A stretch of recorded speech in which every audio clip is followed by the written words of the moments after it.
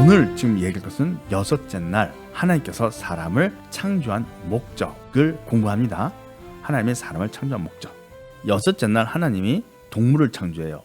그리고 나서 26절 하나님이 가라사대 우리의 형상을 따라 우리의 모양대로 우리가 사람을 만들고 그로 바다의 고기와 공중의 새와 육축과 온 땅과 땅에 있는 모든 것을 다스리게 하자 하시고 하나님이 자기 형상 곧 하나님의 형상대로 사람을 창조하시되 남자와 여자를 창조하시고 하나님이 그들에게 복을 주시며 그들에게 이르시되 생육과 번성의 땅이 충만하라 땅을 정복하라 바다의 고기와 공중의 새와 땅에 있는 모든 것을 다스리라 하시니라 라고 말씀하신 거예요. 이 내용입니다. 여기를 보면 하나님이 사람을 창조한 내용을 보면 첫 번째 하나님의 형상대로 사람을 만들자.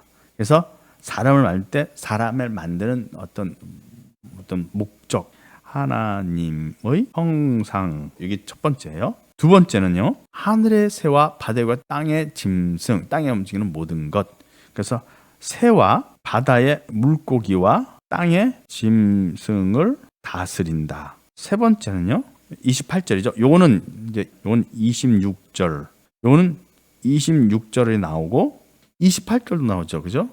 28절. 그리고 세 번째로는요.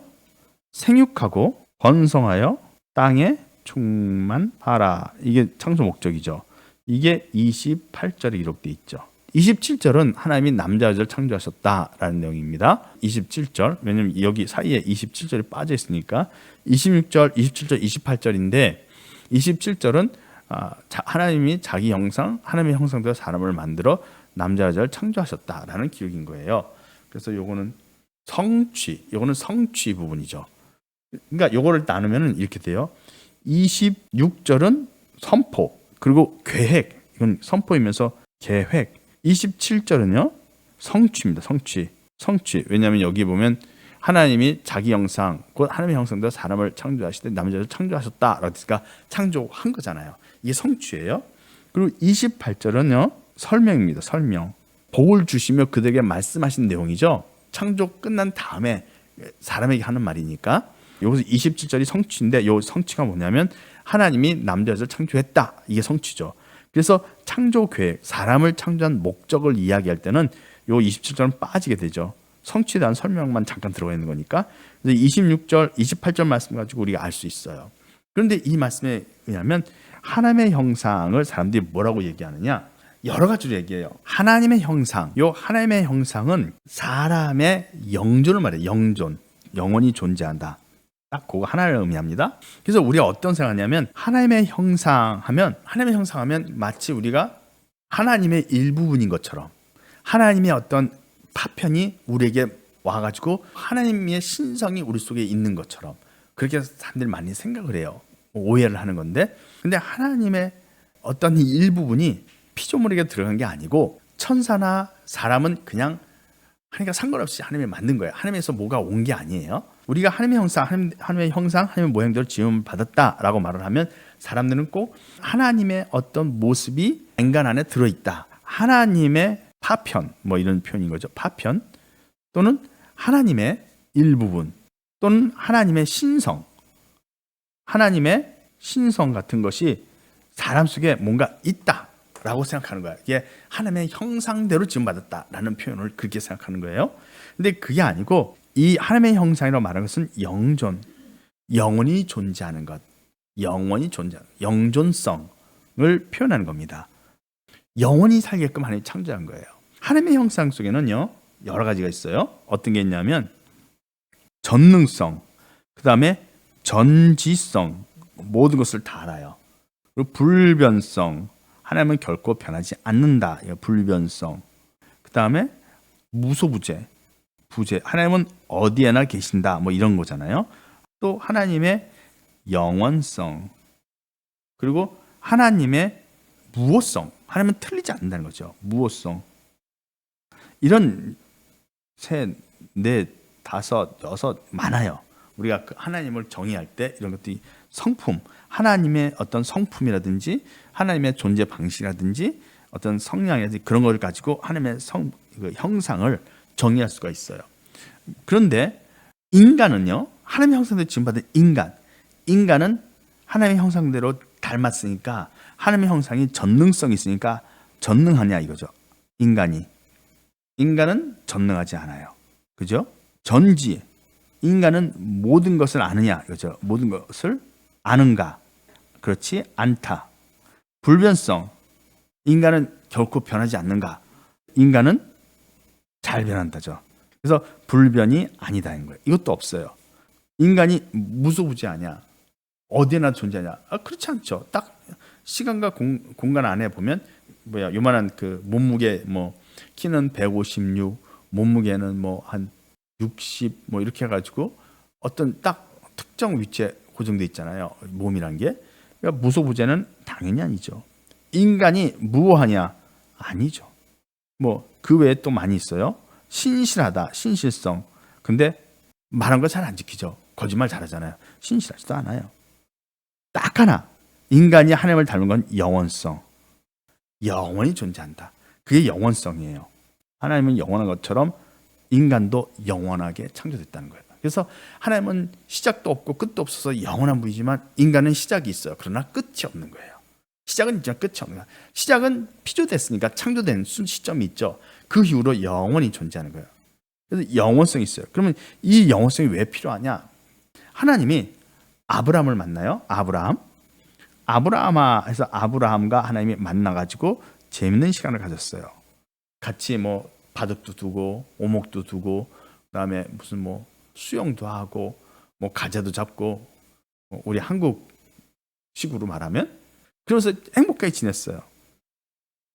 그렇게 지냈는데 하나님이 나 잠깐 갔다 올게 가지고 1000년이 지난 다음에 왔어요. 1000년 후에 하나님이 다시 갔다가 1000년에 돌아오니까 아브라함은 죽고 없더라. 그러면 하나님은 아브라함을 추억하게 되죠. 근데 하나님이 추억한다는 말이 안 되는 거죠. 그죠? 그러니까 하나님은 영원하지 않는 존재하고는 사귀지 않는다는 거예요. 그러니까 하나님이 나의 백성아라고 부를 때 이 하나님의 백성이 되려면 이 사람에겐 조건이 하나 필요해요. 어떤 조건이냐? 사라지지 않는 조건. 사라지지 않는다. 영원히 존재한다. 이게 조건이 필요해요. 그래야 하나님이 나의 백성이다 말할 수 있는 거예요. 사라지고 소멸되면은 그 사람은 하나님의 백성이 될 수가 없어요. 하나님이 그 사람을 사귀지 않아요. 없어질 존재니까. 그래서 그런 인간을 안개, 아침 안개, 아침 이슬 또는 무슨 뭐라고 표현할까요? 바람에 흩날리는 모래 같은 존재. 그런 존재가 인간이에요. 근데 하나님이 그런 인간을 하나님의 백성으로 만들 수 없기 때문에 하나님이 하나님의 백성을 창조하기 위해서 만든 것, 그것이 영원성을 부여하는 거예요. 영원성을 부여해서 만든 것이 남자와 여자, 사람인 거죠. 그 사람은 영원하다. 그러니까 죽지 않는다는 거예요. 하나님이 한번 창조했으니까 영원히 살아야만이 하나님의 백성이 돼서 하나님이 1000년에 오든지 만년에 오시든 언제든 하나님이 돌아오셨을 때 그는 존재하고 있는 거죠. 죽고 소멸되어 사라지면 안 된다라는 거예요.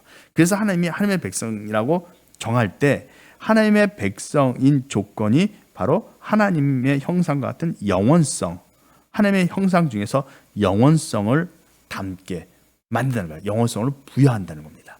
그러니까 사람은 이미 창조할 때부터 영원한 존재로 창조된 거예요.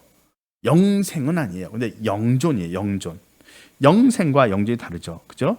영생과 영존이에요. 영존은 뭐냐면 영원히 존재한다. 이거는 혼. 사람은 혼이잖아요. 소울로 창조했는데 이 소울은 영원히 존재해요. 사라지지 않아요. 죽어도 사라지지 않아요. 계속 영원히 사는 거예요. 소울이. 근데 이 소울이 영생한다. 즉 몸을 가질 때 혼이 몸을 가지면 이 몸을 가지면 삶을 누리게 되죠.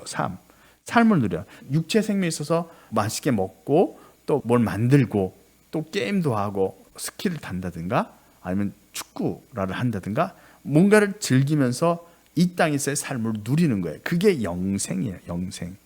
그러니까 죽은 영혼은 영존하지만 영생은 못하고 있는 거예요. 영존은 하는데 영생은 못하고 있는 거예요. 그래서 영생의 의미가 뭐냐? 영생은 생육하고 번성하여 땅에 충만하라 하는 명령대로 살아야 되는 거예요. 근데 혼일 때는 번성이 어렵죠. 번성은 늘어나는 건데 늘어날 수가 없잖아요. 그러니까 혼일 때는 늘어날 수가 없어요. 생육한다면 자녀를 낳는 거예요. 남자와 여자가 만나서 자녀를 낳고 그 수가 늘어나서 땅에 가득하다. 이게 하나님이 사람을 창조한 목적이에요. 그러니까 사람은 남자와 여자로 창조돼서 계속해서 자녀도 낳고 그리고 수가 늘어나서 땅을 통치하고 다스리는 거죠. 여기 창세기 1장에 보면 땅을 정복하라. 이게 땅을 정복하라. 그러니까 땅도 정복을 하는 거죠. 그러니까 단순히 땅 위에서 행복에 사는 게 아니라 정복까지 나가야 되는 겁니다. 그것이 영존이에요. 영존. 소울은 이미 하나님께서 영존하도록 창조했어요. 근데 오늘 말씀드린 것처럼 소울은 영존을 하지만 영생은 아니에요. 영으로만 있으면, 그러니까 혼만 있으면, 몸이 없는 상태에서 혼만 있으면 영생은 아니에요. 그러나 영존은 맞죠. 영혼이 존재하니까. 단 땅 아래 내려가서 음부에서 거기서 대기하는 거예요. 심판 때까지, 부활할 때까지. 다른 걸 못해요. 혼만으로는 사실 이 삶을 누릴 수가 없잖아요. 뭘 만지거나 요리를 하거나 어디 뭐 타고 어디 내려가거나 어떤 일도 못하죠. 혼만으로는. 그러니까 영생을 누린 게 아니라 그냥 영존하고 있는 거예요. 영존. 그런데 그가 부활을 해서 둘째 부활 때 부활을 해서 몸을 갖게 되면 그때부터 영생을 시작하게 됩니다. 그게 바로 하나님이 사람에게 부여하는 영존성이에요. 영존성. 이거는 하나님이 하나님의 형상대로 사람을 만들자 했을 때 이미 하나님이 계획한 거예요. 그러니까 사람은 영원히 존재하게 만드는 것은 하나님이 처음부터 계획한 거예요. 하나님의 형상대로 사람을 만들자. 이 표현은 영원히 죽지 않는, 소멸되지 않는, 영원히 존재하는 사람을 만들자라고 하나님이 말씀한 겁니다.